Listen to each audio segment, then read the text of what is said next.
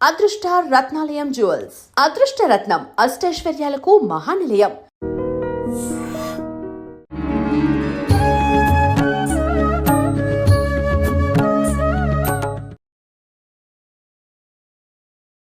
నమస్కారం, welcome to I dream. ధర్మ మార్గం విత్ విజిత కార్యక్రమానికి స్వాగతం. ప్రస్తుతం మనతో పాటు ఉన్నారు దివ్య విశ్వశక్తి పరివార్ ప్రచారకులు స్వామి ఓం స్వరూప్ గారు. ఇప్పుడు వారితో మాట్లాడి మరిన్ని విషయాలు తెలుసుకుందాం. నమస్కారం అండి. దివ్య స్వరూపులందరికీ దివ్యాశిష్యులు.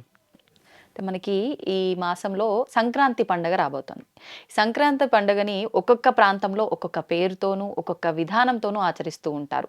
విశేషంగా అసలు ఆచరించాల్సిన విధి విధానాలు ఏంటి? సంక్రాంతి అంటే దానాలకు కూడా విశేషము అంటూ ఉంటారు. మరి ఎటువంటి దానాలు చేస్తే ఎటువంటి ఫలితం ఉంటుంది? అవన్నీ తెలియజేయండి. సంక్రాంతి అనేటువంటిది చాలా విశేషమైన పండుగ. మన తెలుగు రాష్ట్రాల్లో ఎద్దులకి పూజ, ముగ్గమ్మలు, గొప్పమ్మలు ఇట్లాంటివన్నీ కూడాను పండగ ఒక్కొక్క ప్రాంతంలో ఒక్కొక్క రకంగా చేసుకుంటారు. ఈ యొక్క ఎద్దులకే ప్రత్యేకంగా ఎందుకు పూజ చేయాలి అంటే, నాగలి కట్టి మరి సస్యశ్యామలం చేస్తుంది ఆ జోడెద్దులు. మరి అది లేకుండా మరి పంటలు పండవు, దున్నడం ఇలాంటివి మరి ఆస్కారం లేదు. అందుకని దానివల్ల భూమాత యొక్క మనకి ఆహారాన్ని అందించే ప్రక్రియ ఇవి మూల కారణం. కాబట్టి వాటికి ఆ రోజు సెలవ, మనుషులకు సెలవులు ప్రకటించినట్టు ఎద్దులకు సెలవు ఉంటుంది. తర్వాత దానికి పూజ, మంచిగా దండలు వేసి దానికి కావలసిన ఆహారాలు అన్నీ కూడా పెట్టి సంతోషపెట్టి దానికి వీరు కూడా వాటికి దండం పెట్టుకొని ఇవి 4 కాలాల పాటు ఉంటూ వారికి ఈ దున్నడంలో సహాయం చేయాలనేటువంటిది ఆ భగవంతుణ్ణి కోరుకుని వాటికి ఆ పూజా కార్యక్రమాలు ఉంటాయి. పాడి పంటకి పూజ చేసే అదే రైతుల పండగ. తర్వాత కొత్త ఇంట్లో పెళ్ళైన వాళ్ళని, అల్లుళ్ళని, వాళ్ళని అది సరే పిలవడం, ఆ పండగప్పుడు పిండి వంటలు ఇవన్నీ కూడాను సహజంగా ఉంటాయి.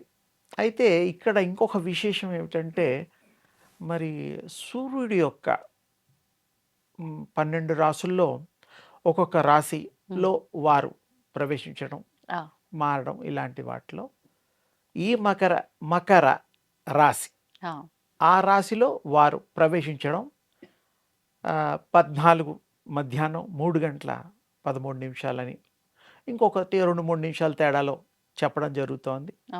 14, 15 తర్వాత 16 భోగి, తర్వాత కనుము కూడా ఈ వరుసగా పెట్టి 3 రోజులు ఇవి ఉంటుంది.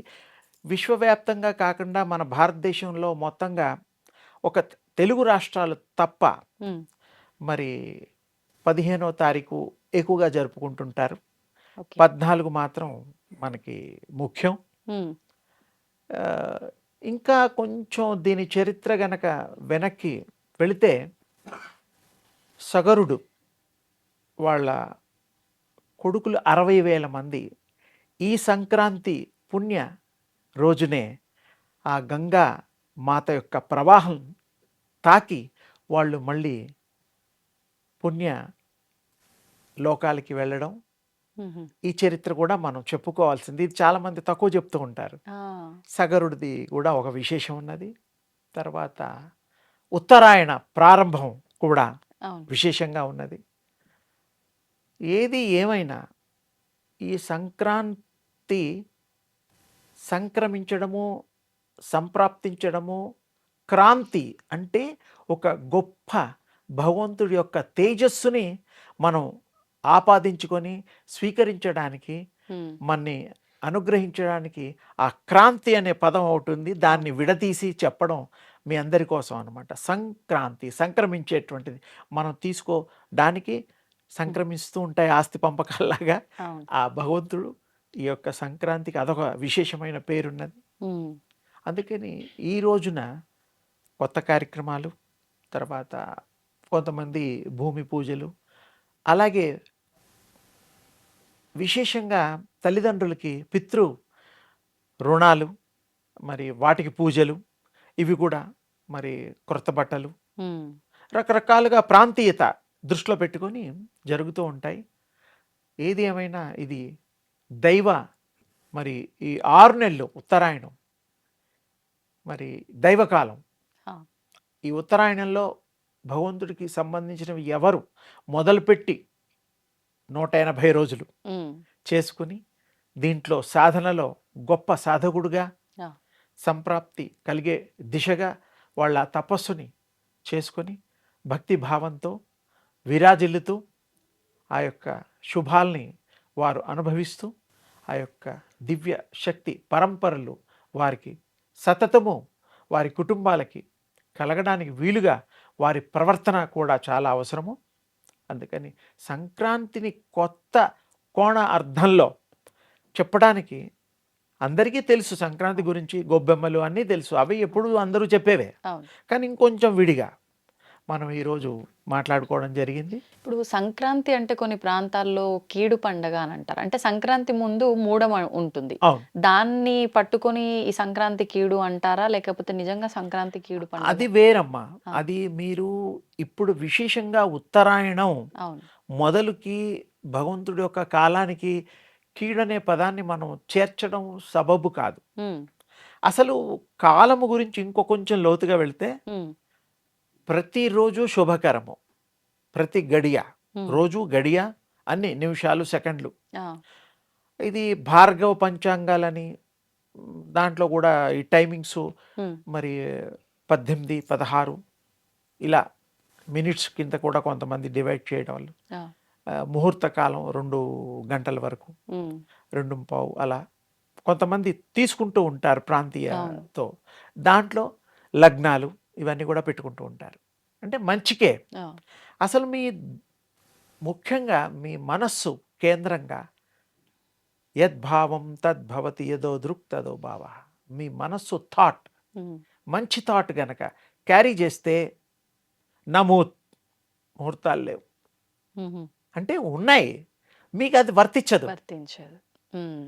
దేనికి మీరు స్వీకరణ అవసరంలా. ఓకే. జస్ట్ మంచి ఉద్దేశంతో మంచి అభిప్రాయంతో ఆ యొక్క విశేషమైనటువంటి మంత్ర సాధన కానీ ఉమ్. లేకపోతే మీ యొక్క వాక్శుద్ధి పెంచుకోవడమే కానీ ఇత్యాది ఏవైనా కూడా అవును. మీరు సాధన చేసినప్పుడు చక్కటి రిజల్ట్స్ వస్తుంది. తర్వాత దివ్య శక్తి యొక్క అనుగ్రహానికి మీరు పాత్రత కలుగుతుంది. అయితే గురుగారు, మనం అనుకున్నట్టు సంక్రాంతి పండగకి విశేషంగా దానాలు కూడా అనుకున్నాం. అమ్మ, ఎటువంటి దానాలు ఇవ్వాలి? ఈ మామూలుగా దానాల్లో విశేషమైన దానం గోదానం, భూదానం, స్వర్ణదానాలు ఇట్లాంటివి. తర్వాత వస్త్రదానాలు ఎలాగో చేస్తూ ఉంటారు. ఉమ్. అలాగే పితృదేవతలకు కూడా పూజా కార్యక్రమాలు ఉమ్. చేస్తే ఆ దానాలు ఇవ్వడం వల్ల వారికి మనకి వారేమో దివ్యాశీస్సులు ప్రసాదిస్తారు. మనకి భగవంతుడి యొక్క కృప కలుగుతుంది. ధర్మాన్ని కాపాడడానికి ఉమ్. చేసే కార్యక్రమంలో అదొకటి. అవును. దీంతో పాటు ఇక్కడ సంక్రాంతి యొక్క విశేషం తెలుగు రాష్ట్రాల్లోనే కాకుండా గుజరాత్ లాంటి మన రాష్ట్రాల్లో కూడా ఉమ్. ఈ యొక్క పతంగి అంటాము, కైట్స్ అంటాము, Kites. గాలిపటం అంటాం. గాలిపటం. ఉమ్.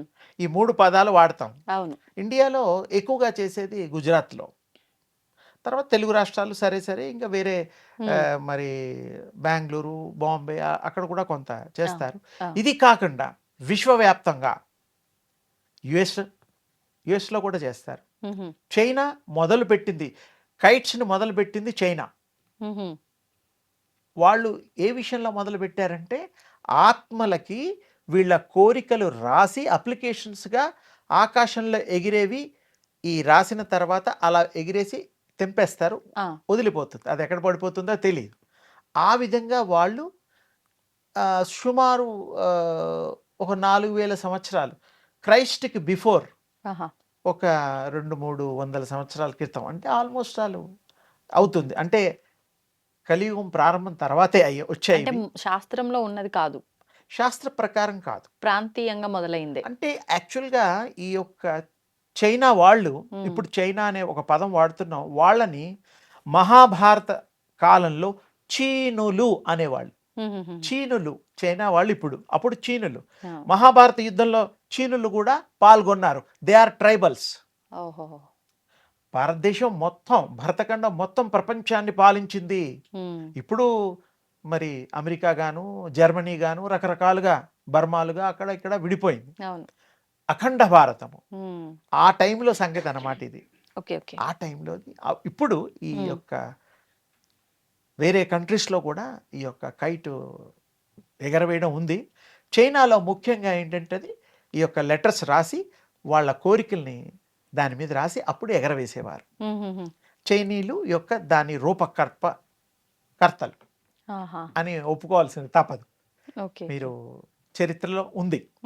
ఈ మనం కూడా దాన్ని చేయొచ్చు. కానీ ఈ మధ్య కొంతమంది దాని గురించి అవును, రుకావట్ అంటాం కదా, ఆపేస్తున్నారు. ఎందుకంటే పక్షులు ఇలాంటి వాటికి ఇబ్బందికి జరిగి అవి వాడే దారంలో ఇక్కడ ఉర్దూలో మాంజా అంటారు. అవును.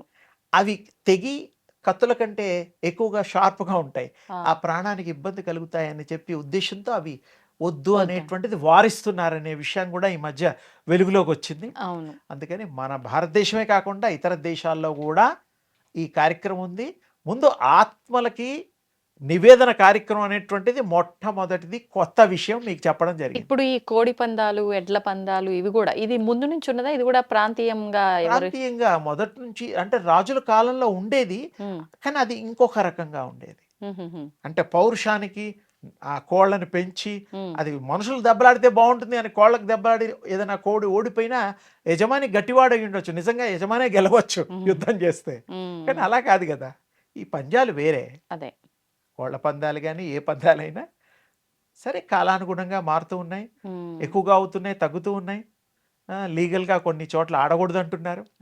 కానీ సంక్రాంతి యొక్క విశేషము ఈ విధంగా మనం మీ యొక్క మీడియా ద్వారా, ఐ డ్రీమ్ ద్వారా, మా విజితమ్మ తల్లి ద్వారా ఈ కొత్త విషయాన్ని మీకు ప్రస్తుతించడం జరుగుతోంది. చాలా సంతోషం. ఇలాంటి కొత్త విషయాలు ఇంకా ఎన్నో మా విజయమ్మ ద్వారా మరి ప్రతిపాదించడం, మేము వాటికి చెప్పడం జరగాలని కోరుకుంటూ ఆశీర్వదిస్తున్నాను. ధన్యవాదాలు.